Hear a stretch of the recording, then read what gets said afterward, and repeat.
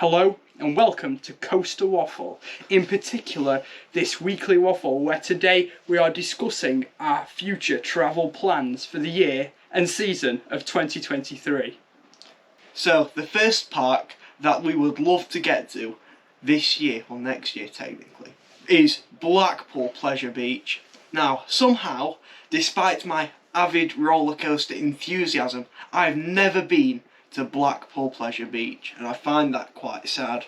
Meanwhile, I have been, so I can say with the whole list of hearts that Icon is very, very good. I have been looking for a chiropractor in advance to going to Blackpool Pleasure Beach, as I know that my back will be permanently crippled. The next park we are planning to visit is Themepark. Now, because Tom is uncultured, he has not been to Themepark, but once again, I have. I'm looking forward to seeing all of the cool rides they've got there, such as the Swarm and Nemesis Inferno, so I can confirm that the real Nemesis is better.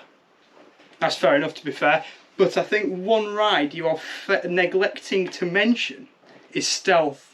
Now, it may have a short ride duration, but it is a very good ride and is very pleasurable to experience. So, if you are not been to Themepark, get out there and ride Stealth. It truly is incredible, especially on the front row.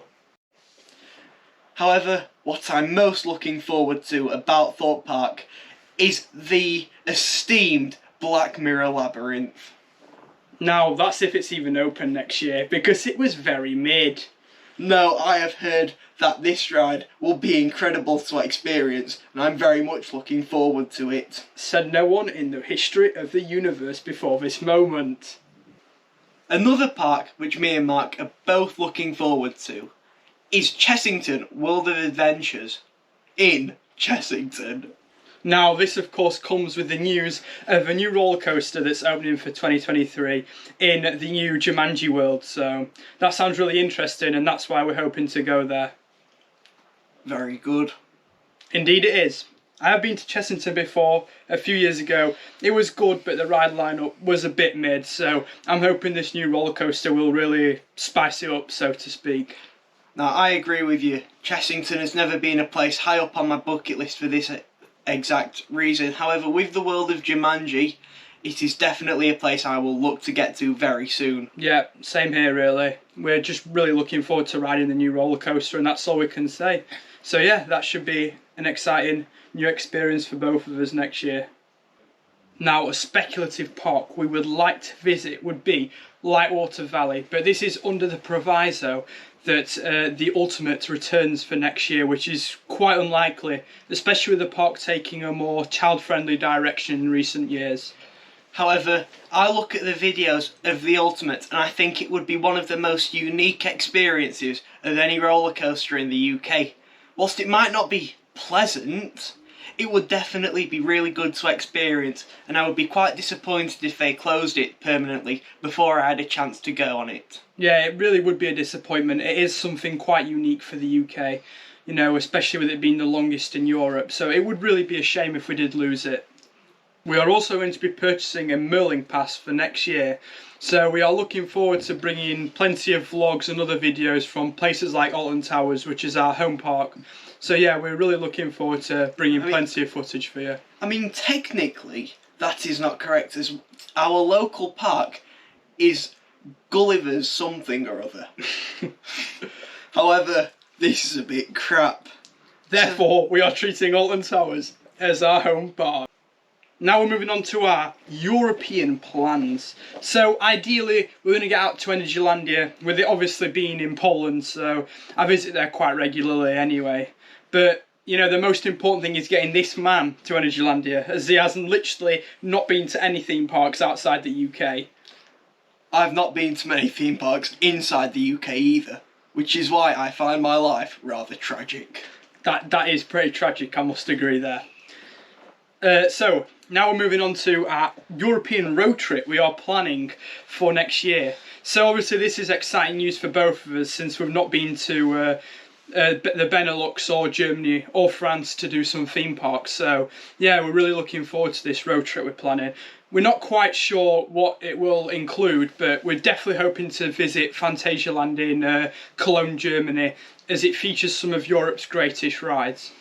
Also, a park which I am very much interested in going to is Wallaby Holland. This is due to rides like Untamed and what's that Intermin? Oh, it's Goliath, yeah. Goliath, yes. However, I'm unsure which will be my first RMC, Untamed or Zadra. Now, just from looking at the POVs, I think Zadra will be better, just from someone who's done it. But I'm still really looking forward to riding Untamed, especially for those unorthodox elements, especially that first dodgy inversion. So yeah, it should be an incredible experience, and we're both really looking forward to it. Another one which we are very interested in going to is Plopsalanderpan in Belgium. This is of course due to the Ride to Happiness, which does look like one of the best or worst roller coasters in the world, depending on if you get easily motion sick. Yeah, I mean, that's a fair point. I'm not quite sure if I'm going to like it at this point. Basically, Spinball Whizzer on steroids. Now, welcome to the section which we like to call the Random Roller Coaster. This is where we refresh our CDB to find the most wacky random roller coaster we can, and we talk about what we think it looks like. So, the first one of today's section is Tren Minero at Granja Via in Peru. I mean, this looks like an interesting roller coaster. That's the word I'd use.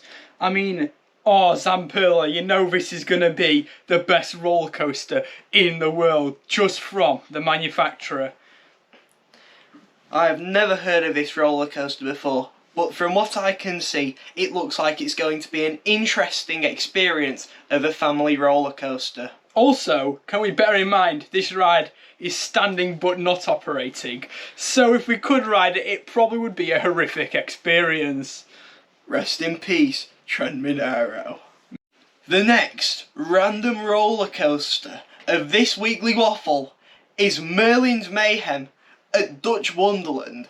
However, this is in the United States and it is not a Merlin park, which makes me quite sad. It also makes me question reality as a whole. Why is the Dutch Wonderland in the States? I mean, that's just wrong. Moving on to the next roller coaster. It is Big Bang in Themepark, Familienland. Now, this, I don't even know what this is. Let's just cut to the next bit where we actually know what we're on about. Now, this ride is manufactured by Sierra and it reaches a top speed of 40 miles per hour. From what I can judge by the POV, this looks like a family thrill coaster.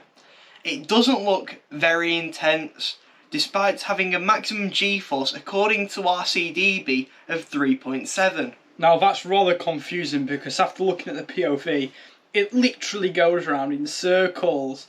I mean, there is negligible banking on those turns. Where do you get that G-force from? It's literally pulling out of its backside there.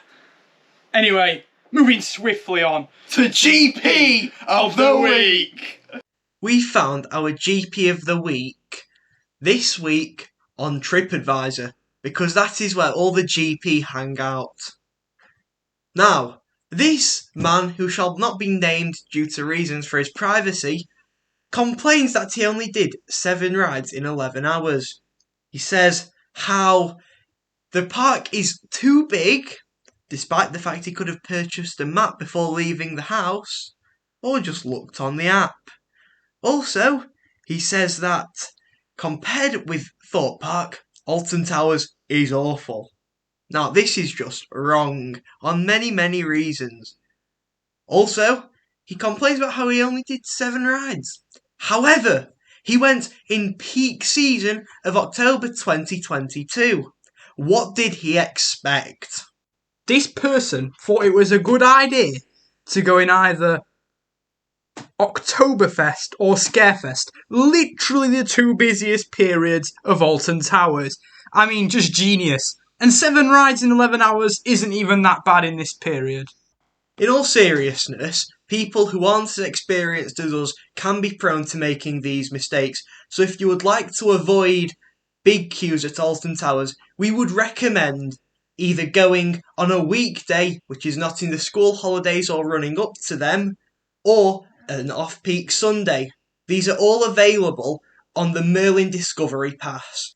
The Merlin Discovery Pass solves not only the issue of the cost of each trip because it is significantly cheaper, but also enables you to go on Sundays, which is obviously much better because it's technically off-peak, which means less people attend the park. However, you have to make some compromises because obviously it could be a very late night. But worst case scenario, you leave an hour earlier and still enjoy more rides as a result of going on a less busy day.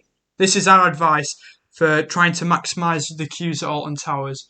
Also, I would highly recommend using the single rider system, especially on rides like Smiler, because they do build up massive queues, and the single rider can even halve your wait time. So, make sure to smash that like button and subscribe for more epic content such as this. We will try to produce a weekly waffle every single week for you, so make sure to click that notifications bell so you never miss out on our next video. Once again, I'm just sorry for Tom's crimes. I mean, it's one shameless plug too much. One day I will die because of too much shame. I am going to die. Goodbye.